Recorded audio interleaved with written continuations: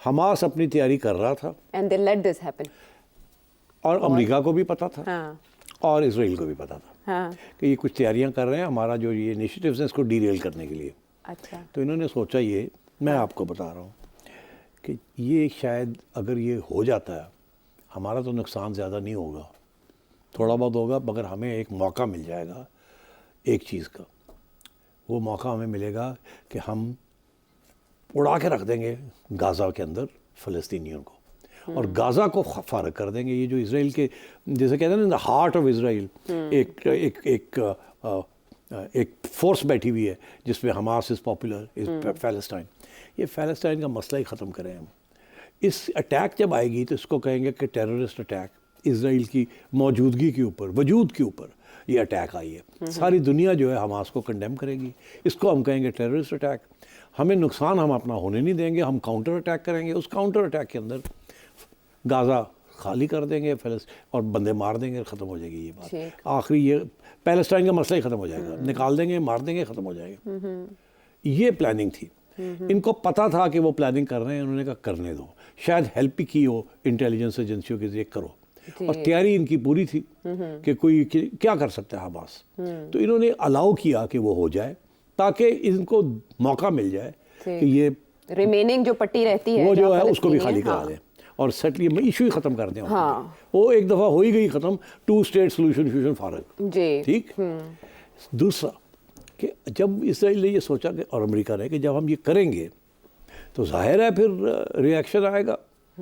ظاہر ہے کہاں سے آئے گا, وہ یو کے سے تو نہیں آئے گا, یو ایس اے تو نہیں آئے گا. وہ ریئیکشن آئے گا ایران سے, ریئیکشن آئے گا لیبنان سے, ریئیکشن آئے گا سیریا سے, جہاں فلسطینینز اور اینٹی اسرائیل لابیز ہیں, جہاں حزب اللہ ہے اور دوسرے گروپس ہیں, وہاں سے آئے گا.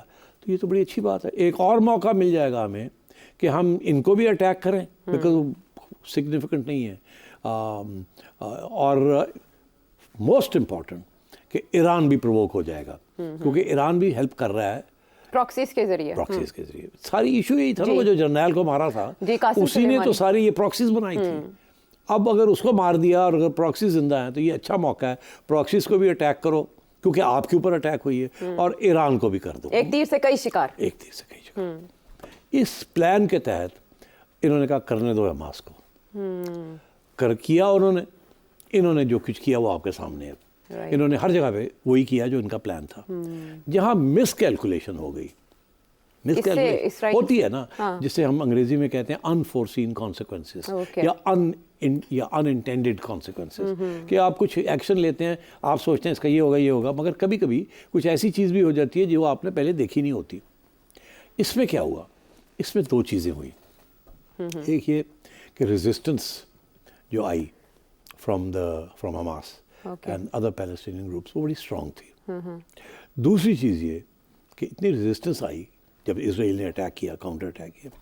دوسری چیز یہ تھی کہ جو ویسٹرن کیپٹلز تھے وہاں اب اسرائیل نے یہ ورک آؤٹ نہیں کیا تھا. ان کا خیال تھا کہ ساری عمر ہمیں اسرائیل کو تو پروٹیکٹ کرتے رہے ہیں. یہ نہیں پتا تھا کہ وہاں بھی جیسے پاکستان کے اندر ڈیموگرافک چینج آیا ہے کہ ہماری بھی 50% سے پاپولیشن جو ہے وہ 35 سال 18 اور 35 سال کی عمر میں ہے. ان کے کانسیپٹ ہی فرق ہے. انہوں نے وہ پروپیگنڈا وہ سارا کچھ جو ہے اس طریقے سے نہیں اپنایا ہوا جس طریقے سے پرانی جنریشنز نے کیا ہے, جن کو ہولوکاسٹ یاد ہے یا جن کو پرسیکیوشن آف جوز یاد ہے. یہ وہ لوگ ہیں جو کہ فریڈم اور آزادی میں یقین کرتے ہیں, ریزسٹنس میں یقین کرتے ہیں. ینگ پیپل نے جو ریئیکشن کیا ہے in the western world, Arab world میں تو ہونا ہی تھا, مگر ویسٹرن ورلڈ میں جو جرمنی میں, آئرلینڈ میں, گریس میں, جاپان میں, ہر جگہ پہ, یونائٹڈ اسٹیٹس میں, ان کا خیال تھا کہ یہ اتنا نہیں ہوگا بیکاز اسرائیل کی لابیز بڑی اسٹرانگ ہے, بڑا پیسہ خرچ کرتے ہیں. مگر ہر جگہ پہ ریئیکشن آنا شروع ہو گیا. شروع میں یہ ریئیکشن انہوں نے اسرائیل نے کوشش کی اس ریئیکشن کو کہا جائے کہ یہ حماس ٹیررسٹ ہے, وہ ریئیکشن کریں آپ, Hamas is a terrorist, Hamas is terrorist. اسی لیے انہوں نے ہارورڈ, پرنسٹن اور وہ جو ادھر یونیورسٹیز ہیں ان کے ریکٹرز اور ان کے ڈینز کو فارغ کیا کیونکہ وہ حماس کو کنڈیم کرنے سے کترا رہے تھے. تو انہوں نے کہا کہ انہوں نے نہیں کیا, ان کو نکالو. اتنا کاؤنٹر آفینسو اسرائیل نے کیا کہ حماس کو کنڈیم کرو, حماس کو کنڈیم کرو. وہ جب اسرائیل نے وہ استعمال کر کے جو پش کیا ہے، جس میں بومنگ ہسپتالوں کی کر دی، بچوں کو مار دیا، 35,000 خواتین، بچے، انوسنٹ سویلینز کو مار دیا جو کمبیٹنٹس نہیں ہیں، اس کا جو ریئیکشن آیا ہے دنیا میں، وہ اسرائیل نے سوچا نہیں تھا کہ یہ ہوگا. اس کا خیال تھا کہ فرق کر دیں.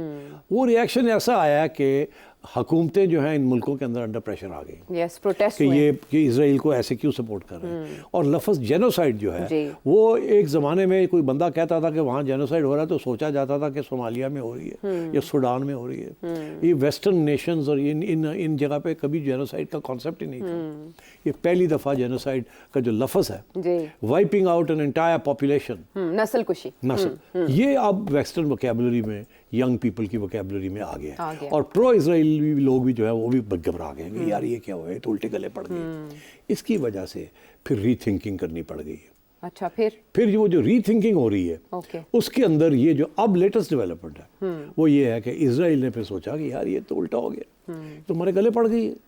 ہم نے تو نکالا تھا، سوچا تھا کہ ہمارے حق میں سارا کچھ ہوگا، مگر یہاں تو ان کے حق میں جانا شروع ہو گیا. ساری پاپولیشنز ہمارے خلاف ہونی شروع ہو گئی. ہاں، پبلک اوپینین کہیں اور جا رہا ہے، گورنمنٹس کچھ اور سوچ رہی. تو ایون جو بائیڈن جو ہے وہ بھی انڈر پریشر آ کے بیچارے اوائڈ کر رہے ہیں. وہ کچھ نہیں کہنا چاہتا، وہ کہتا ہے کہ ہم سے سپورٹ تو کرنا ہے اسرائیل کو، مگر کیسے، اب کہہ رہے کام ڈاؤن. تو امریکہ جو اس کا بیسٹ فرینڈ تھا وہ پیچھے ہٹ گیا. یار یہ کیا ہو گیا، یہ تو سوچا ہی نہیں تھا کہ یہ بھی ہوگا، اتنی جلدی ہوگا. اسرائیل اتنی مغروریت میں جو اس نے گھمنڈ تھا، اس نے جو کیا ہے وہاں، وہ اب دنیا اس کو ریجیکٹ کر دیا. اس سٹیج پہ اسرائیل نے سوچا اب سارا ٹینشن حماس سے ہٹ کے غازہ اور اسرائیل پہ آ گیا، فوکس ادھر ہو گیا نا. بالکل. تو انہوں نے کہا کہ اب کچھ کرنا چاہیے. تو انہوں نے سوچا ٹینشن ڈائیورٹ کرنے کے لیے ایران کو پرووک کرو. یہ حماس کے ساتھ کام نہیں بنا، ایران کے خلاف ساری دنیا ہے، وہ نیوکلیئر ایشو بھی ہے وہاں، اور سب کہتے ہیں کہ وہ ٹیررسٹ ہیں، اور وہاں ایرانین کے اندر بھی بڑی ریپریشن ہے، ڈکٹیٹرشپ ہے. ادھر چلو. انہوں نے پھر سوچا کہ ایران کے اوپر ڈائریکٹ اٹیک ابھی نہیں کرتے، انڈائریکٹ اٹیک کرتے ہیں. ان کی ایمبیسی ڈیماسکس میں، وہاں اس کو اٹیک کرتے ہیں کیونکہ وہ ٹیریٹری ایران کی ہے. ہر ایمبیسی جو ہوتی ہے وہ اس ملک کی ٹیریٹری ہوتی ہے. تو an attack on an embassy is an attack on the country. تو انہوں نے سوچ سمجھ کے اٹینشن ڈائیورٹ کرنے کے لیے، ایران کے اوپر فوکس کرنے کے لیے، کیونکہ ان کو پتہ ہے کہ ساری دنیا ایران کے خلاف ہے، اسلامک کنٹری نا، ریجیم ہے، انہوں نے اس کو اٹیک کیا. اب اس کے بعد ایران نے سوچا اب ہم کیا کریں. ایران تو دور سے بیٹھا ہوا تھا، اگر ہیلپ کر رہا تھا تو بیہائنڈ دا سینز ہیلپ کر رہا تھا حماس وغیرہ کی اور پراکسیز کی. ڈائریکٹ تو وہ انوالو نہیں ہونا چاہ رہا تھا.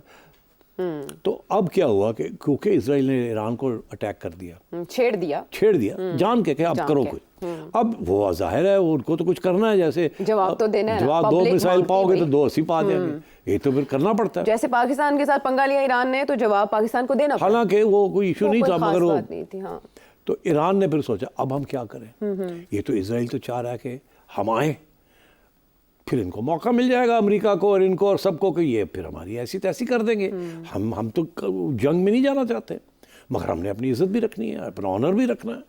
اب کیا کیا جائے؟ تو سوچا یہ کہ چلو پھر ہمیں بھی کچھ کرنا پڑے گا. کیا پلان بنایا ایران نے؟ یہ پلان بنایا کہ کوئی ڈرامہ کرتے ہیں. اچھا، ڈرامہ کرتے ہیں، ہاں، ایسے جیسے کہ بہت سخت ہم نے بہت بڑا اٹیک کر دیا، ہلا کے رکھ دیا، اڑا کے رکھ دیا، ایسی کی تیسی. ہاں. مگر ساتھ ہی امریکہ کو کہہ دیا جو ہم کرنے جا رہے ہیں آپ کو 1 ہفتہ دے رہے ہیں، تیاری کر لیں. اچھا، ہم یہ کرنے جا رہے ہیں، وہ کچھ نہیں ہوگا، آپ آسانی کے ساتھ جو بھی ہم بھیجیں گے ان کو شوٹ ڈاؤن کر دیجیے گا. ہم کہیں گے ہم نے بہت حملہ کر دیا، آپ کا کوئی نقصان نہیں ہوگا. آپ اسرائیل کو کوئی آپ بھی تیاری کر لیں، جارڈن بھی تیاری کر لے، سعودی عربیہ بھی تیاری کر لے، جہاں جہاں سے ہمارے اوپر سے جائیں گے ان کو شوٹ کرتے جائیں، نو پرابلم. اچھا. اور اس کا نام رکھا آپریشن ٹرو پرومس. پرومس کہیں اور کیا تھا. جی، امریکہ کو بیک چینل کے ذریعے اب ساری کوارڈینیشن کر لی. اچھا. تاکہ یہ بات آگے نہ بڑھے. وہ کہتے ادروائز تو پھر ان کی نیوکلیئر انسٹالیشن کے اوپر اسرائیل اور امریکہ نے اٹیک کر دینا.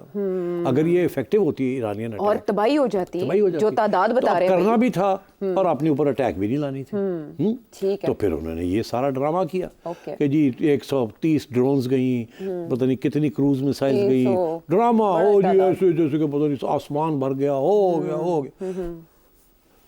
हाथी सोच के तो निकले की निकले, सूंड भी नहीं निकली।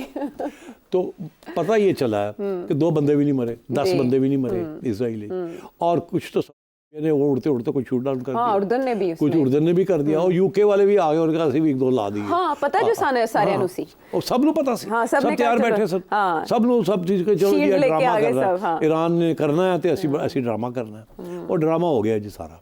ठीक है जी, कुछ नहीं निकलिया। हुण इजराइल ने सोचा कि यार ऐसे बड़ी जल्दी खत्म हो गया काम, कुछ होया ही नहीं, कुछ थोड़ा बहुत तो होंदा, वो भी नहीं होया। तो अब इजराइल ने सोचा कि कुछ तो हमें करना पड़ेगा, क्योंकि उन्होंने इतनी बड़ा ड्रामा किया है और हम चुप करके बैठ जाएं। तो उन्होंने फिर अभी क्या किया है कि अब जाके एक इस्फहान में एक बेस है, एयर बेस है, उसके ऊपर 2 मिसाइल फेंक दिए। ईरान ने आगे से कहा, कहाँ, हम तो देखा ही नहीं कोई मिसाइल आए, कोई नहीं। हाँ, डाउन प्ले कर रहे हैं टोटल उनका मीडिया, क्या है, कोई ऑयल टैंकर बड़ा है, वो नहीं होगा, कोई नहीं। ठीक, इजराइल कह रहे हैं हमने किया है, वो कहते कितने कीता है, अमेरिकन मीडिया भी। हाँ, अमेरिकन मीडिया भी। अच्छा, तो ये सारी मिली भगत हो चुकी है अब, ओके, कि ये इस चीज़ को आगे नहीं बढ़ाना। इजराइल का जो प्लान था वो आधा कामयाब हो गया, आधा नहीं हुआ। ईरान को वो नहीं खींच सके अंदर। इनका प्लान था गाज़ा भी साफ़ करे, ईरान को भी साफ़ कर दे इसी झटके के अंदर। वो हुआ नहीं। अब ये है कि स्टेलमेट हो गया। ईरान कहता है जी हमने तो और कुछ नहीं करना, और इन्होंने कुछ नहीं किया। वो कहते हैं हमने किया है, ये कहते हैं हमने किया ही कुछ नहीं। समझ नहीं आ रही। हाँ, लेकिन आपने समझा दी गेम। तो ये गेम थी। अच्छा, तो ये नेशंस इस किस्म की गेम्स खेलते हैं। हाँ। और अब अमेरिका के अंदर जो बाइडन ने भी कह दिया कि जी बस करो, बहुत हो गया। हाँ। और इसमें एक और बड़ी इंपॉर्टेंट डेवलपमेंट थी। इजराइल को जो घबराहट थी ना, वो पहली दफ़ा यूनाइटेड नेशंस के अंदर एक रेजोल्यूशन पास हो गया, जो कि अमेरिका ने वीटो नहीं किया, कि सीज़ फायर होना चाहिए गाज़ा में।